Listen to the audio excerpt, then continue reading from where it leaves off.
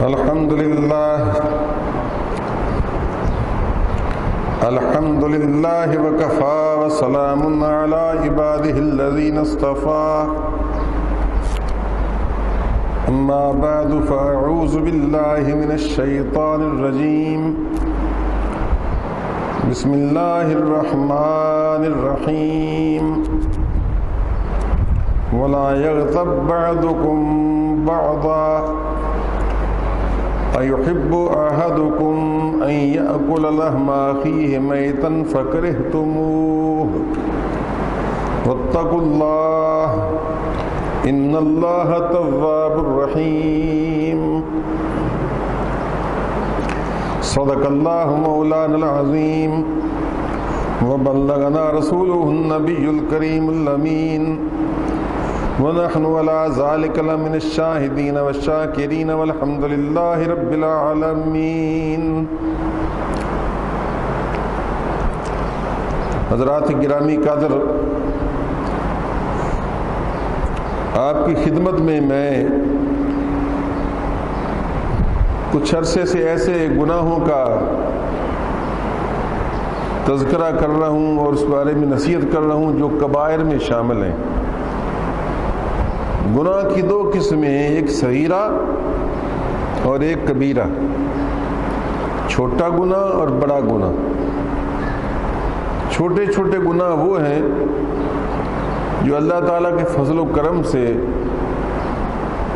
نیکیوں کی برکت سے ہی معاف ہو جاتے ہیں. مثلا نماز پڑھنے سے، صدقہ خیرات کرنے سے، اللہ کا ذکر کرنے سے چھوٹی موٹی بعض خطائیں، صغیرہ گناہ معاف ہو جاتے ہیں. مثلا رستہ چلتے ہوئے کسی عورت پر نگاہ پڑ گئی، خیال آیا کہ یہ خوبصورت ہے، اتفاق سے دوبارہ پڑ گئی. کیونکہ آج کل تو ایسی چیزیں اکثر ہوتی رہتی ہیں، بازار میں مجبوریاں ہیں، دکاندار ہے، تو ایسی غلطیاں بھی ہیں، یہ بھی گناہ ہیں. کاش کہ ہم ان سے بھی بچ سکتے، لیکن اس دور میں یہ فتنے کا دور ہے، ان سے بچنا تو بظاہر بڑا مشکل محسوس ہوتا ہے. تو ایسی غلطیاں، خطائیں، صغیرہ گناہ ہیں، اللہ تبارک و تعالیٰ ان کو نمازوں کے صدقے میں، صدقات کے صدقے میں، اللہ کے ذکر کے صدقے میں خود بخود معاف فرماتا ہے. یہ بات قرآن کریم میں آئی. فرمایا ان تجتنبوا کبائر ما تنہون عنہ نکفر عنکم سیئاتکم وندخلکم مدخلا کریما.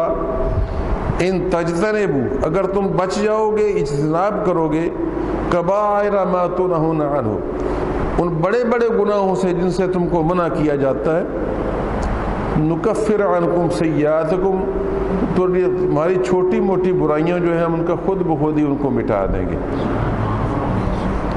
وندخلکم مدخلا کریما، اور تمہیں معزز جگہ پر داخل فرمائیں گے، یعنی جنت میں. اسی طرح قرآن کریم میں فرمایا ان الحسنات یذہبن السیئات ذالک ذکریٰ للذاکرین. بے شک نیکیاں، خاص طور پر مفسرین نے یہاں سے مراد نمازیں لی.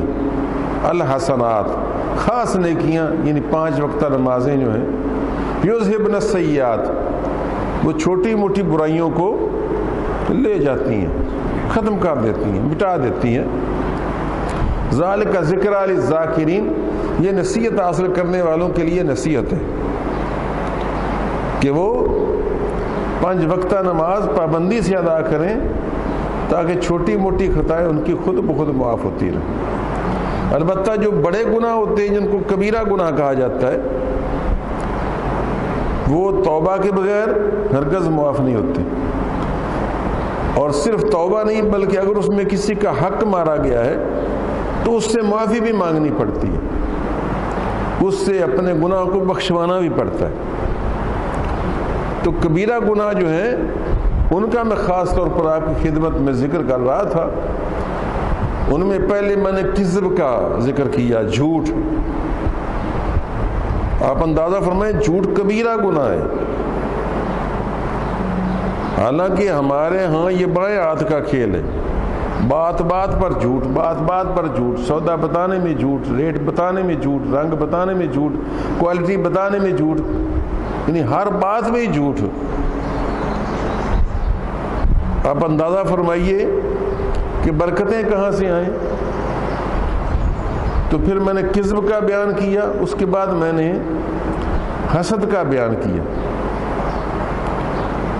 گزشتہ 2 جمعے حسد کے موضوع پر چلے، اور حسد بھی عام طور پر پایا جاتا ہے۔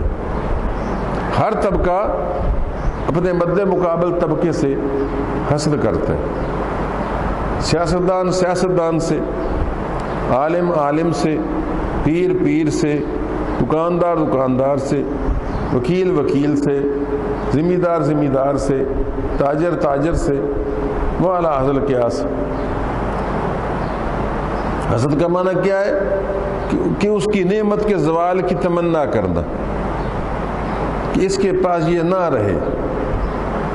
حالانکہ ضروری نہیں کہ اس کی تمنا پوری ہو، لیکن وہ اپنے ذمہ گناہ ضرور لے لیتا ہے، یہ خواہش رکھ کر کہ اس کو نقصان پہنچے یا اس نقصان سے خوشی محسوس کرے، یہ بھی حسد ہے۔ تو اس کا ذکر میں نے کیا پوری تفصیلات کے ساتھ۔ یاد رہے یا نہ رہے، کم از کم ایک تاثر آپ کے دل میں ضرور رہ جانا چاہیے کہ کبیرہ گناہوں میں کذب بھی شامل ہے، جھوٹ بھی شامل ہے، اور حسد بھی شامل ہے۔ اور آج میں نے جو آیہ کریمہ پڑھی سورہ حجرات کی ہے، اور مکمل آیت نہیں، اس کا ایک حصہ ہے، یہ غیبت کے متعلق فرمایا گیا۔ غیبت بھی کبیرہ گناہوں میں شامل ہے۔ فرمایا بلا یغتب بعضکم بعضا، کہ تم میں سے کوئی کسی دوسرے مسلمان بھائی کی غیبت نہ کرے۔ ایحب احدکم ان یاکل لحم اخیہ میتا فکرہتموہ، کیا تم میں سے کوئی شخص یہ پسند کرتا ہے کہ اپنے مردہ بھائی کا گوشت کھائے؟ اس سے تو تم کراہت کرو گے۔ نہ ہم تو ویسے کسی مردہ کا گوشت چاہیے جا کے ایک انسان کا مردہ بھائی کا گوشت کھائے۔ تو فرمایا یہ اسی طرح سمجھ لو کہ غیبت کرنا اپنے مردہ بھائی کا جو موجود نہیں ہے، گویا سامنے نہیں ہے، تو اس کا گوشت نوچنے کی طرح ہے، گوشت کھانے کی طرح ہے، کہ تم غائبانہ اس کی بدگوئی کرو، اس پر طعن و تشنیع کرو، اس کے بارے میں بہت بری باتیں منسوب کرو۔ تو فرمایا یہ اسی طرح ہے گویا کہ تم نے اپنے مردہ بھائی کا گوشت کھایا۔ واتقوا اللہ، پس اللہ سے ڈرتے رہو۔ غیبت بہت بڑا گناہ ہے، اور توبہ کرو، ان اللہ تواب الرحیم، بے شک اللہ توبہ قبول کرنے والا مہربان ہے۔ تم توبہ کرو گے تو تمہاری توبہ کو قبول کر لے گا، اور اگر ہو سکے اور موقع ملے اور وہ زندہ ہو تو کسی بہانے اس سے معافی بھی لو۔ ضروری نہیں کہ آپ واضح طور پر بتائیں کہ میں نے آپ کی فلاں غیبت کی۔ آپ کہہ دیں بھائی کوئی باتیں بعض اوقات ادھر ہو جاتی ہیں، تم میرے دوست ہو، بھائی ہو، تو کوئی آپ کے حق میں کوتاہی ہو گئی ہو تو معاف فرمانا۔ تو اس طرح ابہام کے ساتھ، اور وہ کہہ دے کہ ہاں میں نے معاف کیا، بھائی اگر آپ کو کوئی غلطی ہو جاتی ہے بندے کہ تم بھی مجھے معاف کر دو، وہ کہے گا یقیناً۔ اسی طرح سے تو اس طرح سے ابہام کے ساتھ بھی تم معافی حاصل کر سکتے ہو، یعنی اجمالاً بات کر کے، تفصیل بیان کرنے کی ضرورت نہیں کہ میں نے یوں کہا تھا۔ تو پھر اس توبہ کو قائم بھی رکھنا ہے، دوبارہ اس کا یادہ نہیں ہونا چاہیے، تو اس سے معاف کروا لو۔ اور اگر وہ ایسی جگہ ہے کہ آپ اس کو مل نہیں سکتے یا دنیا سے جا چکا ہے، تو اس کے لیے علماء نے ایک طریقہ یہ بھی بتایا کہ تم اس کے لیے مغفرت کی دعا کر دو۔ جس کی غیبت کی اس کے لیے دعائے خیر کر دو، اگر وہ آپ کی دسترس میں نہیں، وہ آپ کے بس میں نہیں، تو آپ اس کے لیے دعائے خیر کر دیں، بخشش کی دعا کر دیں، اور اس کی تھوڑی بہت جہاں تک ہو سکے تعریف کر دیں، تو اللہ تبارک و تعالیٰ ہو سکتا ہے اس کی تلافی اور تدارک اپنے کرم کے ساتھ فرما دے، کیونکہ اللہ تبارک و تعالیٰ کو بندے کے احساس زیاں کا پاس ہے کہ بندہ اگر خود احساس کرنے لگے تو اللہ تعالیٰ کی رحمت تو اس کی طرف لپکتی ہے۔ تو غیبت بھی بڑے گناہوں میں سے ہے۔ افسوس یہ ہے کہ اکثر لوگوں کو غیبت کی ڈیفینیشن ہی معلوم نہیں کہ غیبت کی تعریف کیا، یا تعریف سے مراد وہ تعریف نہیں جو وہ کسی بندے کی تعریف کرتے ہیں، بلکہ سے مراد یہ کہ غیبت کہتے کسے ہیں۔ تو غیبت کہتے ہیں بھائیوں کسی مسلمان بھائی کے بارے میں غائبانہ ایسی بات کہنا کہ اگر وہ سن لے تو اس کو ناگوار گزرے، اگر وہ سن لے تو اس کو تکلیف ہو، اس کو ناگوار گزرے اور وہ اس سے دکھی ہو، بس یہ غیبت ہے۔ سچی ہو تو یہ نہیں ہے بھئی ہم تو سچ کہہ رہے ہیں، نہیں بھئی سچ ہی غیبت ہے۔ اگر تم سچ کہنا ہی چاہتے ہو تو اس کو سامنے بیٹھ کر سمجھاؤ کہ بھائی یہ بات اچھی نہیں ہے، اس طرح نہ کیا کرو، محبت کے ساتھ سمجھاؤ، منہ پر سمجھاؤ تو پھر غیبت نہیں بنے گی۔ زیادہ سے زیادہ یہ ہے کہ وہ تھوڑا سا ناراض ہو جائے گا، وہ ناراضگی آپ کو گناہ گار نہیں کرے گی، بلکہ ہو سکتا ہے آپ کو اللہ کے نزدیک معزز کر دے، کیونکہ اگر آپ نے سچی بات کہی، مثلا ایک آدمی فریب سے کاروبار کرتا ہے تو آپ اس کو علیحدگی میں اکیلے بیٹھ کر سمجھائیں کہ بھائی یہ جو چیز ہے نا اس سے رزق حرام ہو جاتا ہے، اس سے بچنا چاہیے، بہت بڑا گناہ ہے، تو ہم سب اس سے توبہ کریں، تم بھی توبہ کرو، ہم بھی توبہ کرتے ہیں، ان سلیقے کے ساتھ ادعو الی سبیل ربک بالحکمت والموعظۃ الحسنہ۔ اللہ فرماتا ہے کہ اللہ کے راہ کی طرف بلاؤ، مگر ضروری نہیں کہ تم کلاڑا مار دو، بلکہ بالحکمہ دانائی کے ساتھ، والموعظۃ الحسنہ اور اچھی نصیحت کے ساتھ، وجادلہم باللتی ہی احسن، اور جھگڑنا بھی پڑے تو اچھے سلیقے سے جھگڑو، جاہلانہ جھگڑا نہ کرو۔ تو اس طرح اس کو منہ پر کہہ دو گے تو اگر خدا نہ خواستہ بول تو وہ ناراض ہوگا نہیں، اگر دانائی سے کہو گے تو، اور اگر ناراض ہو بھی جائے گا تو دوسری طرف آپ کو ثواب تو ہوگا، حق بات سمجھانے کا، نصیحت کی بات کرنے کا، تبلیغ دین کا ثواب تو ملے گا، لیکن اگر غائبانہ کرو گے تو اس کو فائدہ بھی نہیں ہوگا، اس نے تو سنا نہیں آپ سے نصیحت، بلکہ اس تک پہنچے گی تو اس کو غصہ آئے گا اور آزردہ ہوگا۔ تو آپ نے غائبانہ فائدہ بھی کوئی نہیں کیا، اپنا بھی کھانا خراب کیا اور اس کو بھی بدنام کیا۔ تو سچی بات ہی غائبانہ کی جائے تو اسی کا نام ہی غیبت ہے۔ بلکہ اس سلسلے میں 3 سٹیجز ہیں۔ ایک سٹیج ہے کہ کسی کے بارے میں سچی بات کہنا اور غائبانہ کہنا، جس میں اس کی بدنامی ہو، اس کی برائی ہو، یہ بند کر دو، یہ بھی کہنے کی ضرورت ہے۔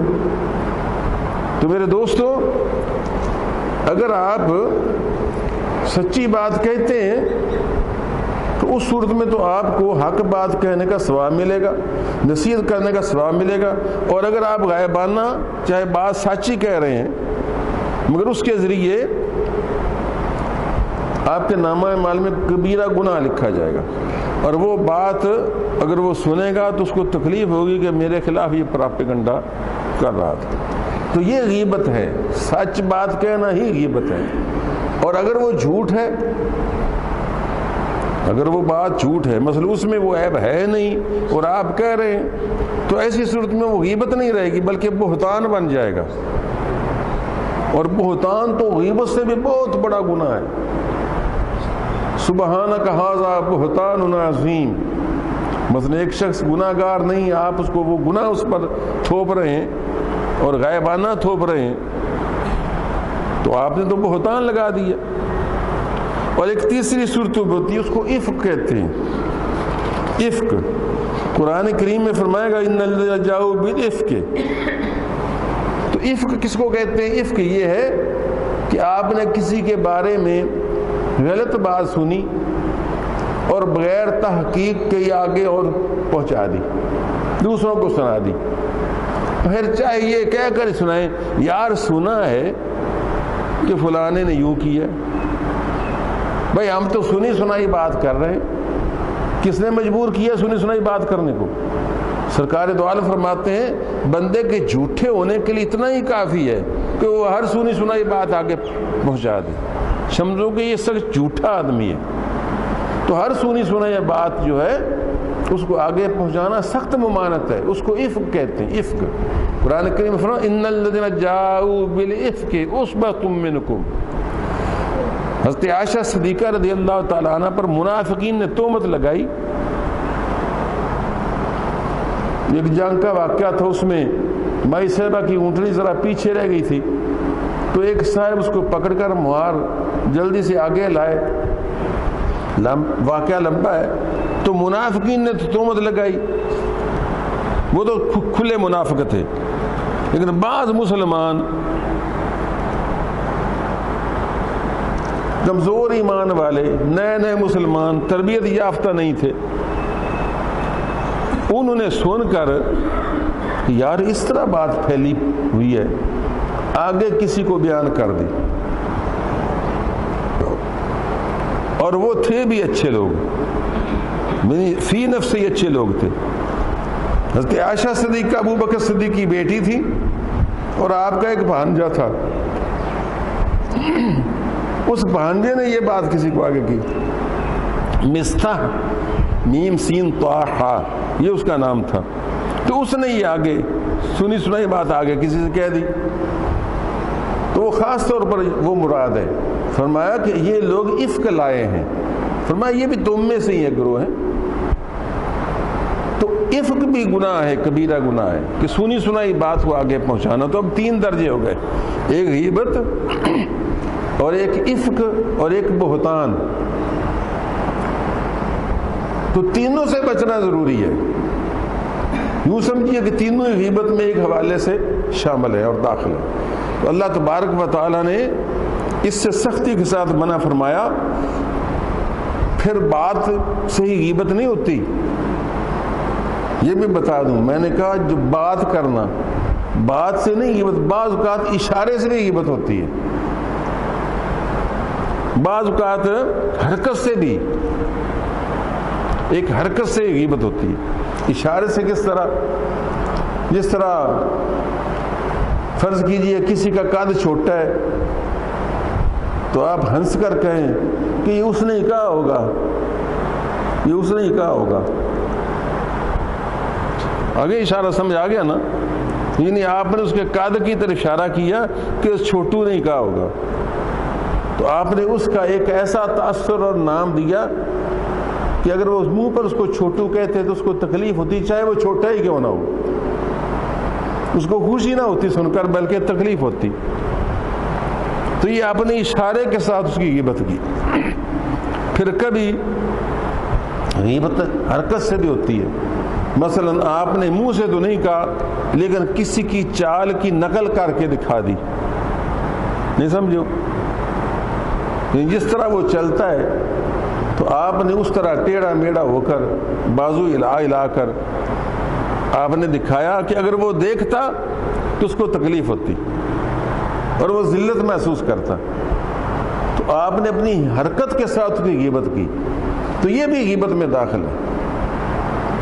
اب اس سے آپ یہ بھی اندازہ فرمائیے کہ آج کل ہر ٹی وی چینل پر ایک نہ ایک پروگرام چل رہا ہے، مجھے سب کے نام تو یاد نہیں ہے، لیکن میں چونکہ پڑھا لکھا آدمی ہوں اور میری نظر میں گزرتے رہتے ہیں، گھر گھر میں یہ ہے، تو کوئی مختلف ناموں سے، مثلا غالباً کوئی مذاکرات ہے یا کوئی اس طرح مذاکرات یا اس طرح کوئی خبرناک ہے، بلکہ تقریباً ہر چینل پر ہوگے، شاید آپ کو نام، بس مجھے ایک دو نام میرے ذہن میں ہے، تو اس طرح کے پروگرام چلتے ہیں ہر ٹی وی چینل پر جس میں مختلف لوگوں کی فرضی نقلیں بنا کر اور ان کے پوز بنا کر یا ان کے لب و لہجے اتار کر نقلیں تو یہ کی جاتی ہیں۔ اب اس سے اندازہ فرمائیے کہ پوری کی پوری قوم غیبت میں گرفتار ہے، پوری کی پوری قوم افک اور بہتان میں گرفتار ہے، اور بغیر سوچے سمجھے کوئی بات ہاتھ آ جائے دن رات اس پر پراپیگنڈا جاری ہے، اور جو غیبت کر رہا ہے وہ تو گناہ گار ہے، اور جو ہمارے جیسے سن رہے ہوتے ہیں وہ بھی گناہ گار ہوتے ہیں۔ تو سچ یہ ہے کہ اس دور میں میرے خیال میں سوائے دعوت اسلامی کا جو چینل ہے، مدنی چینل یا پھر النور، ہو سکتا ہے کوئی ایک لاہور کا جو ہے پتہ نہیں کراچی کا ہے، اس میں بھی کوئی ایک آدھ دو تین اس کے چینل، ان میں ایک چینل تھوڑا سا دینی بھی میرا خیال شاید ہے، لیکن اس میں ملے جلے شاید پروگرام ہے۔ تو میرا مطلب یہ ہے کہ کوئی ایک دو چینل ہی ایسے ہو سکتے ہیں جن پر آپ کو شاید غیبت کم نظر آئے یا بالکل نظر نہ آئے، ورنہ ہر چینل پر سیاسی خبروں میں ہر جگہ بے تکی بغیر سوچے سمجھے پراپیگنڈا، اور اس کا نتیجہ ہم بھگت رہے ہیں۔ پوری کی پوری قوم ٹینشن ڈپریشن کا شکار ہے، ذہنی کشمکش، پریشانی، اور جناب لوگ بندہ بندے کا دشمن، بھائی بھائی کے مخالف، سیاستدان کی جان کا لاگو ہو رہا ہے، اور بے سکونی ہی بے سکونی، پریشانی ہی پریشانی۔ حالانکہ آپ کے دین متین میں اپوزیشن کا کوئی تصور ہی نہیں۔ تو مجھے بتاؤ، ابو بکر صدیق جب خلیفہ ہوئے اپوزیشن کون سی تھی؟ شیعہ تو کہتے ہیں کہ اپوزیشن حضرت علی مرتضیٰ تھے، ہم تو نہیں کہتے، ہم تو دیکھتے ہیں حضرت علی ابو بکر کے پیچھے نماز پڑھتے ہیں اور ابو بکر صدیق رضی اللہ تعالیٰ عنہ کی تعریف کرتے ہیں، بلکہ یہاں تک کہتے ہیں جو مجھ کو ابو بکر و عمر پر فضیلت دے گا میں اس کو درے ماروں گا، کوڑے ماروں گا۔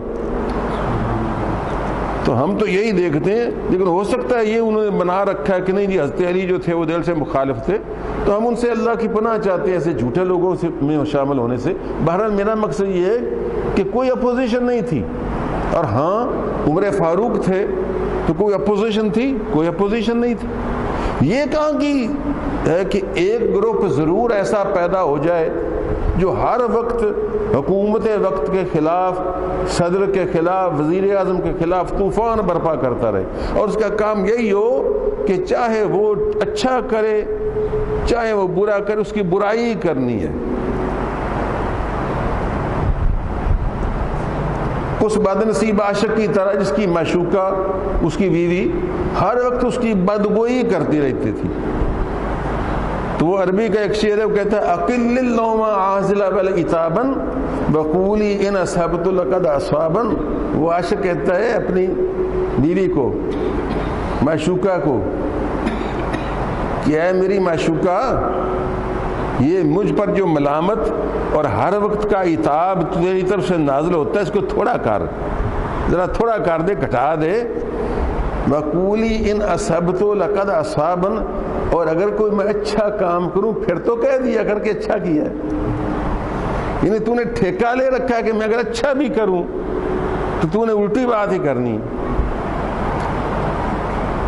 اگر آپ کو اس عربی شعر کا مزہ نہیں آیا تو آپ وہ کہانی سن لیں کہ ایک عورت اپنے خامد کی ہمیشہ بدگوئی کرتی تھی اور اس کی مذمت ہی کرتی رہتی تھی، حالانکہ وہ اللہ کا ولی کامل تھا۔ تو ایک دن اس نے سوچا کہ چلو اس اللہ کی بندی کو متاثر کرنے کے لیے کوئی کرامت ہی دکھا دیں۔ تو وہ فضا میں اڑا اور اپنے گھر کے سر کے اوپر چکر 2-3 لگائے۔ جب ایک آدمی فضا میں اڑتا ہوا نظر آیا تو نہ صرف اس کے گھر میں بلکہ ارد گرد کے لوگوں کے گھروں میں بھی شور مچ گیا کہ دیکھو کوئی اللہ کا ولی ہے فضا میں اڑ رہا ہے، اللہ کا ولی ہے فضا میں اڑ رہا ہے۔ اس نے بھی دائیں بائیں سے آواز سنی تو دیکھا کہ واقعی فضا میں کوئی انسان اڑتا پھرتا ہے۔ تھوڑی دیر بعد وہ فضا سے اتر آیا اور اپنے گھر میں آ گیا۔ اس نے آتے ہی جناب ملامت شروع کر دی کہ دیکھ لیا بنے پھرتے ہو اللہ کے ولی، آج ایک اللہ کا ولی دیکھا، اس کو ولی کہتے ہیں، کہ گھر کے سین میں میں نے یہاں سے کھڑے ہو کر دیکھا وہ فضا میں اڑتا پھر رہا تھا. اس کو کہتے ہیں ولایت. تم نے پگڑا باندھا ہوا ہے اور داڑھی رکھی ہوئی اور آج تک کوئی چیز نہیں دیکھی تمہاری. اس نے کہا اللہ کی بندی تو نے غور سے نہیں دیکھا, وہ تو میں ہی تھا, اللہ کی قسم وہ تو میں ہی تھا. نے کہا اچھا, میں نے بھی کہا ٹیڑھا ٹیڑھا کیوں اڑ رہا ہے جی. اب پتہ چلا کہ وہ تو تھا. میں بھی کہوں کہ یہ ٹیڑھا ٹیڑھا کیوں اڑ رہا ہے, سیدھا کیوں نہیں سے اڑا جا رہا. اب اندازہ فرمائیے. تو وہ اس کا ترجمہ ہو گیا نا جو میں نے شعر بتایا کہ بعض خواتین کی عادت ہوتی ہے کہ کوئی بھلی بات کہنی ہی نہیں, مخالفت ہی کرنی ہے. تو میرے دوستو اور عزیزو, میرا مقصد سمجھ گئے ہوں گے آپ کہ ہمیں چاہیے کہ یہ تصور جو ہے نا ہمارے ملک سے, اس کو بھی ختم کریں. یہ انگریزوں نے دیا ہے کہ ہر صورت میں سربراہ مملکت کی برائی کرنی ہے, اس کے اچھے کام کو بھی غلط ہی کہنا ہے. حالانکہ صحابہ کرام میں, خلفائے راشدین میں یہ نہیں تھا. وہاں کوئی اپوزیشن کا تصور نہیں, وہاں کوئی ہڑتالوں کا تصور نہیں, بلکہ اگر حق بات ہو تو عمر کو ہر شخص کہہ سکتا ہے. نہیں سمجھو, فاروق اعظم کی کوئی اپوزیشن نہیں تھی, لیکن اگر کسی کو شک و شبہ ہو تو ہر مسلمان کو یہ حق تھا کہ وہ جمعہ کی نماز کے اندر فاروق اعظم کھڑے ہوں, خطبہ جمعہ دے رہے ہوں, اور وہ کھڑا ہو کر کہے کہ امیر المومنین آپ چپ کریں, خاموش ہو جائیں, ہم آپ کا خطبہ سننے کے لیے تیار نہیں, پہلے ہمیں آپ ایک بات کا جواب دیں.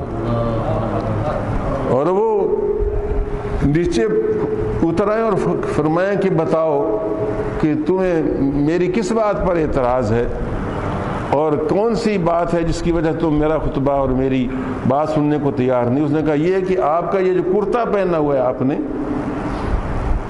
یہ کالی مال غنیمت میں کرتے آئے تھے اور ہر ایک کو ایک ایک کرتا ملا تھا, اور ہمارا جو ایک چادر ہمیں ملی تھی اس سے تو ہمارا کرتا نہیں بنا, اور آپ کا کرتا کیسے بن گیا؟ آپ کا کرتا مکمل بنا ہوا نظر آ رہا ہے, آپ کرتا پہنے ہوئے وہی اسی چادر کا. تو آپ نے فرمایا کہ اس کا جواب میرا بیٹا دے گا. تو اس محفل میں عبداللہ ابن عمر رضی اللہ تعالیٰ عنہ بھی بیٹھے تھے. وہ کھڑے ہوئی نے, آپ نے گائیڈ لائن پہ ہی نہیں دی کہ میں اگر بولوں گا جواب تو یہ بیٹا اس کی نقل کرے گا کہ یہی جواب دینا ہے. اسے فرمایا کہ اس سوال کا جواب میرا بیٹا دے گا. تو نے عبداللہ ابن عمر کھڑے ہوئے اور کیا کہ اے بھائی, بات یہ ہے نا کہ جس طرح ایک ایک چادر ہم سب کو ملی تھی, تمہیں بھی ملی تھی, اس طرح ابا جی کو بھی ملی تھی, ایک مجھے بھی ملی تھی. تو میں نے اپنی چادر ابا جان کو دے دی تاکہ ان کا ایک کرتا بن جائے. تو یہ کرتا اس وجہ سے مکمل ہوا. تو یہ سننے کے بعد اس نے کہا ٹھیک ہے, اب آپ ممبر پر تشریف فرما ہوں اور خطبہ دیں, ہم آپ کی بات سنیں گے اور اس پر عمل کریں گے. تو یہ اس طریقے سے حق تو ہر ایک کو حاصل تھا کہ اگر کوئی غلط فہمی اس کے ذہن میں پیدا ہو تو وہ اس کا اظہار کرے اور اس کی وضاحت مانگ لے. مگر غیبت کا, پراپیگنڈے کا, اپوزیشن برائے اپوزیشن کا کوئی تصور اسلام میں نہیں پایا جاتا. تو میرے دوستو, یہ غیبت کے پورے پورے پروگرام چل رہے ہیں اور اس پر نقلیں کی جاتی ہیں, حرکتیں کی جاتی ہیں, اس طرح منہ بنائے جاتے ہیں. کوئی نواز شریف کی شکل بنا رہا ہے, کوئی زرداری کی شکل بنا رہا ہے, کوئی عمران خان کی شکل بنا رہا ہے, اور پھر اس پر طرح طرح کی آوازیں اور طرح طرح کے جملے لوگوں کو ہنسانے کے لیے, لوگوں کو صرف ہنسانے کے لیے ایسے جملے بولے جاتے ہیں. تو یہ بھی غیبت میں داخل ہے. تو سچے دل سے توبہ کرنی چاہیے کہ ہم کسی کی غیبت ہرگز نہ کریں گے. تو معلوم ہوا کہ غیبت کسی کے بارے میں ایسی چیز کہنا, چاہے وہ دین سے متعلق ہو, دنیا سے متعلق ہو, شکل کے متعلق ہو, صورت کے متعلق ہو, جسم سے متعلق ہو, حتیٰ کہ اس کی سواری یا کپڑے کے بارے میں بھی ہو. یعنی اگر اس کی سواری میں کوئی نقص ہے, اس کی کار پرانے ماڈل کی ہے اور تم اس کو کہو کہ وہ فٹیچر کار پر چڑھا ہوا پھر رہا ہوگا, تو آپ نے اگر اس کے منہ پر کہتے اس کو تکلیف ہوتی نا, تو اس کی سواری کے متعلق بھی اگر آپ کریں گے, اس کے لباس کے متعلق بھی کریں گے, ایسی بات جو اس کو منہ پر کریں تو تکلیف ہو تو بھی غیبت میں داخل ہے. یہ تفسیر اور یہ تفصیل میں احادیث نبوی کی روشنی میں عرض کر رہا ہوں. حتیٰ کہ کبھی کبھی اس کے متعلق نہیں ہوتی، خاندان کے متعلق ہوتی ہے، کبھی جسم کے متعلق ہوتی ہے، موٹا ہونا، پتلا ہونا، چھوٹا ہونا، لمبا ہونا. کبھی خاندان کو متعلق اس کا خاندان ہی ایسا ہے، یہ گھٹیا خاندان کا ہے، یہ نیچا خاندان ہے، فلاں یہ اس طرح.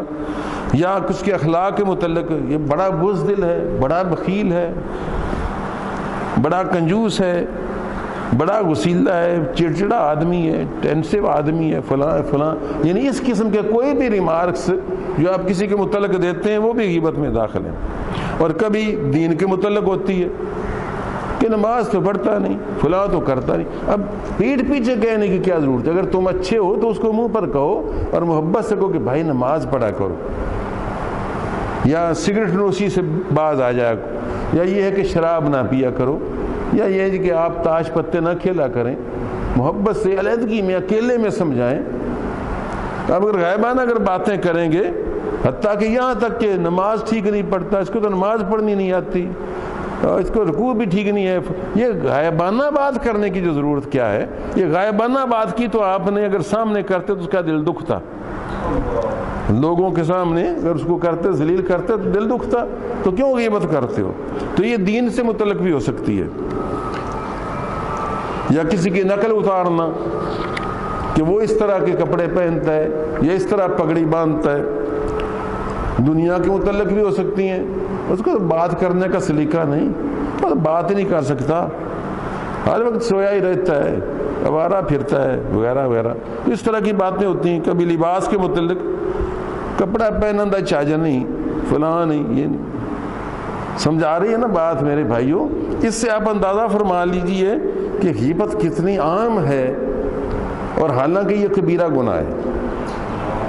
میں کیا کہوں، رسول اللہ صلی اللہ علیہ وسلم فرماتے ہیں کہ یہ زنا سے بھی بدتر ہے، کیونکہ زنا میں بندہ توبہ قبول کرتا ہے تو اللہ تعالیٰ توبہ قبول فرماتا ہے، لیکن غیبت میں جب تک اس کو راضی نہ کرے، اسے غیبت معاف نہ کرائے، یہ غیبت کا گناہ اس کے سر پر رہے گا. اللہ یہ کہ اللہ اپنے فضل و کرم سے کوئی صورت پیدا فرما دے. تو اس وجہ سے ایسی چیزوں سے بچنے کی بہت ہی زیادہ ضرورت ہے. قرآن کریم کی بے شمار آیات میں اللہ تبارک و تعالیٰ نے اس کی ممانعت فرمائی ہے. ایک تو آپ نے سن لی، وَلَا يَغْتَبْ بَعْضُكُمْ بَعْضًا، کوئی ایک دوسرے کی غیبت نہ کرے. أَيُحِبُّ أَحَدُكُمْ أَن يَأْكُلَ لَحْمَ أَخِيهِ مَيْتًا فَكَرِهْتُمُوهُ، کتنا وزنی لفظ ہے. کیا تم میں سے کوئی پسند کرتا ہے کہ مردہ بھائی کا گوشت کھائے؟ اب یہ بظاہر تو لگتا ہے کہ محاورہ ہے، استعارہ ہے، کہ مردہ بھائی کا گوشت حقیقتاً تو نہیں کھاتا، لیکن گویا ہے اسی طرح. لیکن رسول اللہ صلی اللہ علیہ وسلم نے معجزہ دکھانے کے لیے ایک مرتبہ ایسا ثابت بھی کر دیا کہ روزے رکھے گئے تو 2 لڑکیاں تھیں، 2 عورتیں تھیں. حضور اکرم صلی اللہ علیہ وسلم نے ان کو فرمایا کہ تم اس روزے کا کیا ثواب کہ تم دن پر غیبت کرتی رہی. تو آپ صلی اللہ علیہ وسلم فرمایا قے کرو، انگلی مار کر قے کرو. تو انہوں نے حلق میں انگلیاں ماری حضور کے حکم کے مطابق، تو ان کو قے آ گئی، اور قے میں انہوں نے دیکھا کہ گوشت کے لوتھڑے باہر نکلے کافی سارے، اور وہ حیران ہوئی کہ ہم نے تو گوشت نہیں کھایا تھا. فرمایا تم نے غیبت کی تھی، یہ اس کی وجہ سے. اب یہ حقیقتاً تو نہیں ہے کہ ہر بندہ غیبت کرے تو اس کے پیٹ میں گوشت جمع ہو جائے، لیکن حضور اکرم صلی اللہ علیہ وسلم نے غیبت کی برائی کو ظاہر کرنے کے لیے معجزہ دکھا کر، تاکہ لوگوں کو غیبت سے نفرت ہو جائے، یہ ثابت کر دیا کہ مردہ بھائی کا گوشت کھانا عین اسی طرح ہی ہے جس طرح تم نے غیبت کر کے اپنے اندر سے نکال کر دکھا دیا. تو قرآن کریم میں یہ بھی آیت آئی، اس کے فرمایا، دوسری آیت میں فرمایا کہ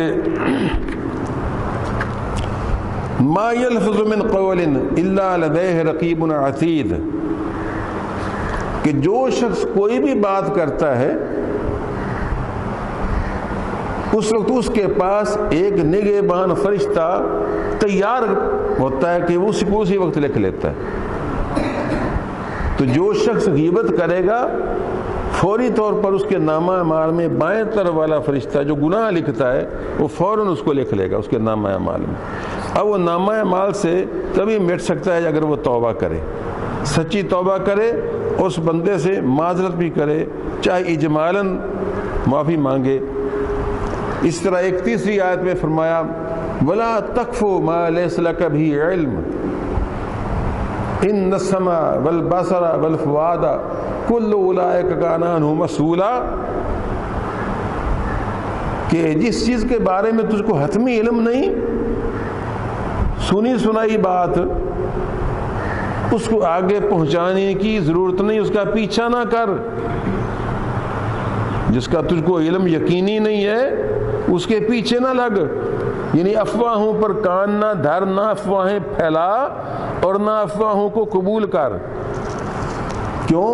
ان السمع, بے شک کان جو بات سنتے ہیں, والبصر اور آنکھ جو چیز دیکھتی ہے, والفؤاد اور دل جو سوچتا ہے, کل اولئک کان عنہ مسؤولا, کان کی سنی ہوئی بات, آنکھ کی دیکھی ہوئی بات, ذہن کی سوچی ہوئی بات, ان میں سے ہر ایک کے بارے میں روز قیامت سوال کیا جائے گا, پوچھا جائے گا کہ یہ تو نے جو بن دیکھے بات یہ کہی اور بن سنے یہ بات آگے پھیلا دی, یا بغیر سوچے سمجھے تو نے یہ بات کی, تو اس کا جواب دے تو نے یہ کیوں کیا. تو قرآن کریم کی یہ 2-3 آیات ہوں گی جن میں اللہ تبارک و تعالیٰ نے غیبت کی مذمت فرمائی ہے. غیبت کیوں کرتا ہے بندہ؟ ظاہر ہے اس کے کچھ اسباب تو واضح ہیں, لیکن میں آپ کو بتا دیتا ہوں تاکہ آپ کو سمجھ آئے کہ کن کن معاملے میں آپ کو محتاط ہو جانا چاہیے. سب سے بڑی وجہ تو ہے اللہ کی سے بے خوفی. اللہ کا خوف دل میں ہو تو بندہ بات منہ سے نکالنے سے پہلے سوچتا ہے. اگر یہ ذہن ہو کہ اللہ نے مجھ سے پوچھنا ہے اور میں نے سوال کا جواب دینا ہے خدا بندے قدوس کی بارگاہ میں, تو بندہ تولتا ہے. اور وہ جو مشہور ہے کہ پہلے تول لو پھر بول لو, تو تولنے کا معنی کیا ہوتا ہے؟ یہ نہیں ہوتا تولنے معنی کہ تکڑی میں ڈال لو, بلکہ یہ کہ اس کو تول لو کہ یہ بات مجھے کہنی چاہیے یا نہیں کہنی چاہیے, یہ کہنے کی ہے کہ نہیں کہنے کی ہے, اس کے کہنے میں کسی کا دل دکھے گا کہ نہیں دکھے گا, اس کے کہنے میں مجھ کو کوئی فائدہ ہے یا نہیں فائدہ ہے. تو یہ ساری بات تول کر بولو.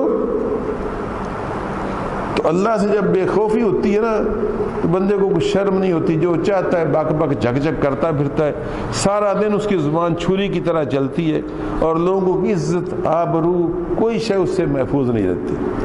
ایسے لوگوں کے متعلق حدیث میں اذا لم تستحی فاصنع ما شئت, کہ بے حیا باش و ہر چے خواہی کن, کہ جب حیا ہی نہ رہے تو پھر جو چاہے کہتا پھر اور کرتا پھر.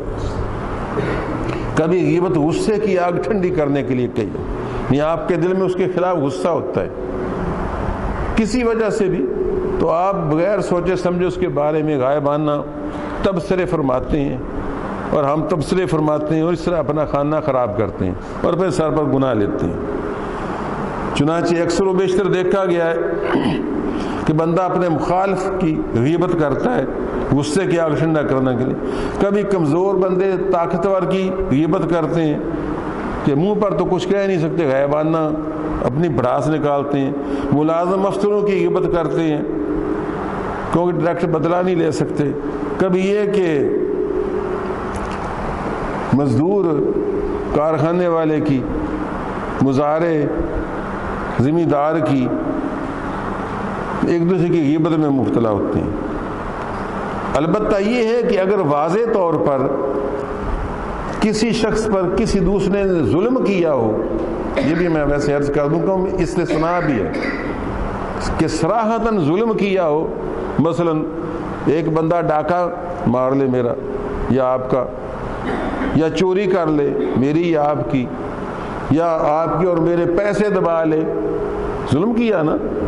تو اب یہ اگر کسی ایسی جگہ ذکر کرے تھانے میں جا کر جج کے پاس، عدالت میں جائے، پنچایت میں جائے، یا کم از کم لوگوں کو بتائے کہ یارو یہ میرے اتنے پیسے اس نے مار لیے اور میرا حق اس نے کھا لیا ہے، تو تم دوستوں مل کر کوشش کرو میری مدد کرو. تو ایسی چیز کو غیبت نہیں کہا جائے گا. قرآن کریم میں بھی اس کی وضاحت فرمائی، لا یحب اللہ الجہر بالسوء من القول الا من ظلم وکان اللہ سمیع علیما، کہ اللہ تبارک و تعالیٰ کسی کی برائی کو جہراً بیان کرنا پسند نہیں کرتا الا من ظلم، مگر جو شخص مظلوم ہو. اللہ تعالیٰ نے اسلام میں کوئی بات چھوڑی نہیں. اب دیکھو کیسا استثناء اللہ نے فرمایا کہ اگر وہ مظلوم ہے اور اس کا حق دبایا گیا ہے، حق چھینا گیا ہے، اس کی زمین چھین لی گئی ہے، دکان چھین لی گئی ہے، مکان چھین لیا گیا ہے، اس کے پیسے چھین لیے گئے ہیں، چوری کی گئی ہے، ڈاکہ مارا گیا ہے، اس کو مارا پیٹا گیا ہے، اس پر ظلم کیا گیا ہے، تو ایسی صورت میں وہ بیچارہ اب کہے کہ نہیں جی میں تو غیبت سے بچتا ہوں، میں تو کسی کو کہتا ہی نہیں جا کر. اگر صبر کرے گا تو ایسے اللہ تعالیٰ اس کو اجر بڑھا دے گا. ہو سکتا ہے اس کا صبر اس کو لے کر بیٹھے، لیکن اگر وہ اپنا حق مانگنے کے لیے پنچایت میں جائے، تھانے میں جائے، کچہری میں جائے، عدالت میں جائے اور اپنی بپتا سنائے، لکھ کر سنائے، زبان سے سنائے، تو یہ غیبت نہیں بنے گی. کہیں اس کو نہ شامل کر لینا میں آپ کے حقوق کا تحفظ کرنا چاہتا ہوں، یہ بھی نہیں چاہتا کہ آپ مظلوم ہوں اور ظلم سہتے رہیں اور بولنے ہی نا. تو غصے کی آگ ٹھنڈی کرنے کے لیے بھی غیبت کی جاتی ہے. کبھی دوستوں کی حمایت میں غیبت کی جاتی ہے کہ اگر آپ کے دوست کی کسی کے ساتھ کچھ لگ بازی ہے تو آپ اپنے دوست کی حمایت میں اس کے خلاف خواہ مخواہی بکواس کرتے ہیں کہ میرا دوست راضی ہو جائے، حالانکہ ہو سکتا ہے آپ کا دوست نہ حق ہو، اور اگر حق پر بھی ہو تو آپ کے اس غائبانہ پراپیگنڈے سے کیا ہوتا ہے. اگر آپ زیادہ ہی اچھے دوست ہیں تو اس کو ملیں، اس کو تحمل سے، حوصلے سے، بردباری سے کہیں کہ بھائی یہ بات ہے فلانے بندے کا تم نے حق دبایا ہے یا اس پر یہ زیادتی کی ہے، تو اس کا تم مہربانی کر کے تدارک کرو. تو دوستوں کی حمایت میں بھی بعض اوقات کہتے ہیں نا بادشاہ سے زیادہ بادشاہ کے وفادار. آپ نے دیکھا ہوگا کہ جن لوگوں نے، مثلا میں مثال ایک دیتا ہوں، نہ نواز شریف سے کبھی ملاقات کی، نہ عمران خان سے ملے، لیکن پراپیگنڈے کی وجہ سے وہ عمران خان کے ساتھ ہیں یا نواز شریف کے ساتھ. تو آپ نے دیکھا ہوگا کہ ایک بیٹھا جناب وہ نواز شریف کے خلاف زہر اگلے جا رہا ہے، یا ایک دوسرا ہے وہ عمران خان کے خلاف زہر اگلے جا رہا ہے.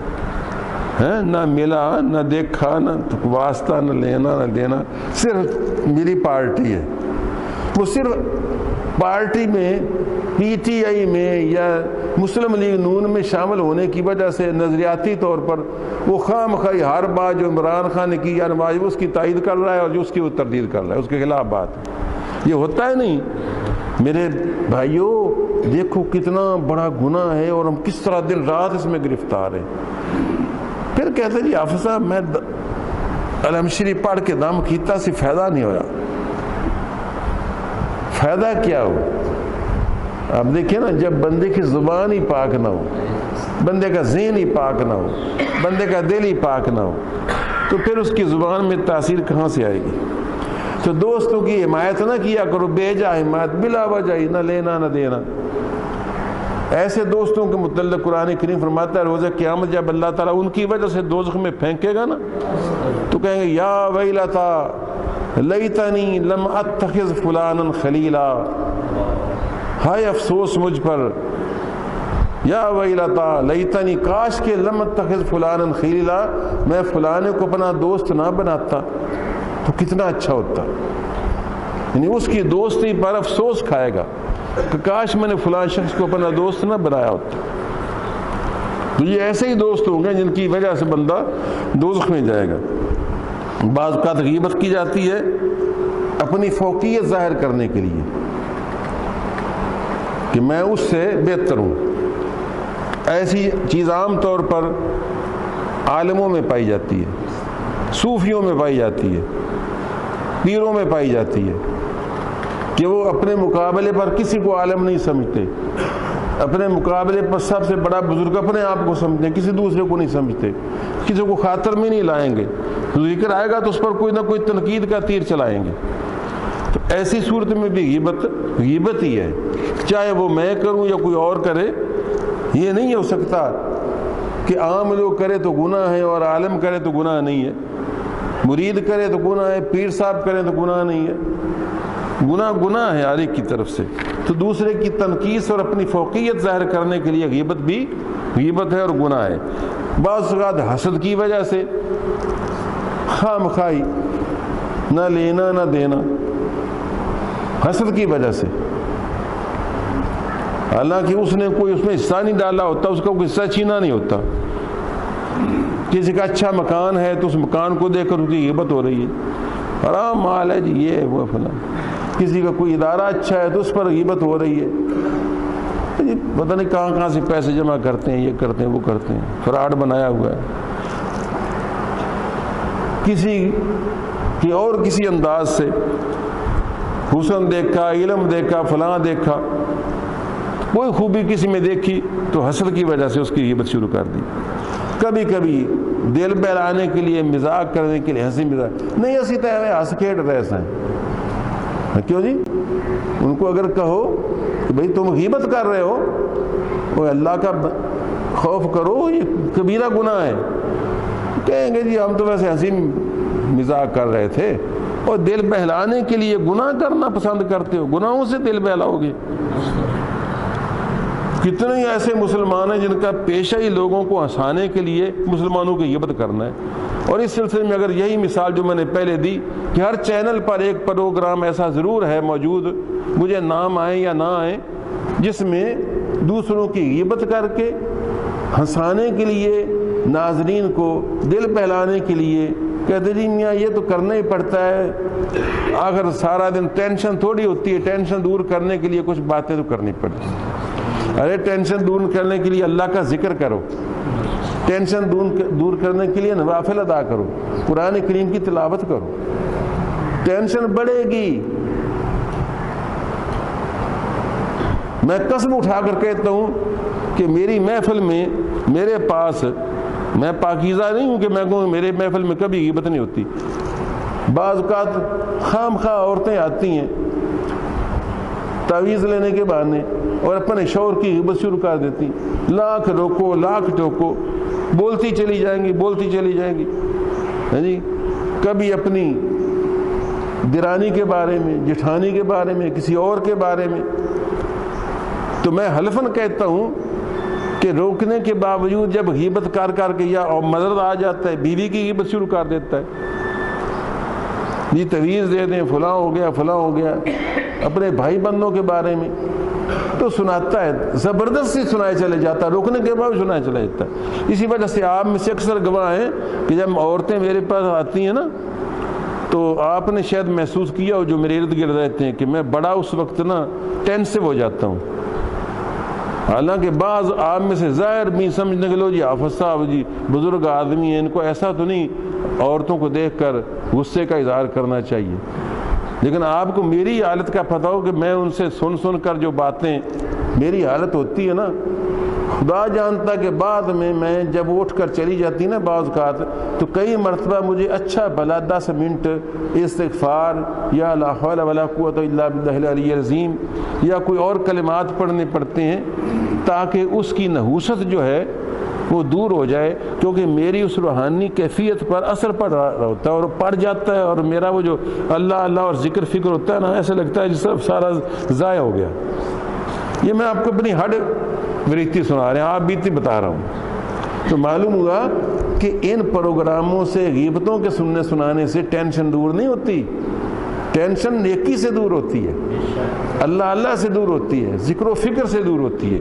یہ دل بہلانے کے لیے گندے پروگرام غیبت کی جاتی ہے جس میں لوگوں کی یہ روح کو مردہ کر دیتے ہیں، اور وہ تو ٹینشن سے بھی آگے ایک حالت ہے اور بدترین حالت جس کی روح ہی مر جائے۔ تو اس لیے بھی کبھی کبھی اپنے آپ کو بڑا سکالر شو کرنے کے لیے دوسروں پر تنقید کی جاتی ہے۔ اور تنقید بھی ایک تو ہوتی ہے نا کہ چلو جائز درست ہے، اس میں مثبت منفی سارے پہلو بیان کیے جاتے ہیں، اس طرح اہل علم کرتے ہیں موازنہ کہ فلاں مسئلے میں فلاں امام کا یہ قول ہے یا فلاں امام کا یہ قول ہے اور اس میں یہ وزن ہے اور اس میں وہ کمزوری ہے. دو ایک علمی ریسرچ ہوئی نا.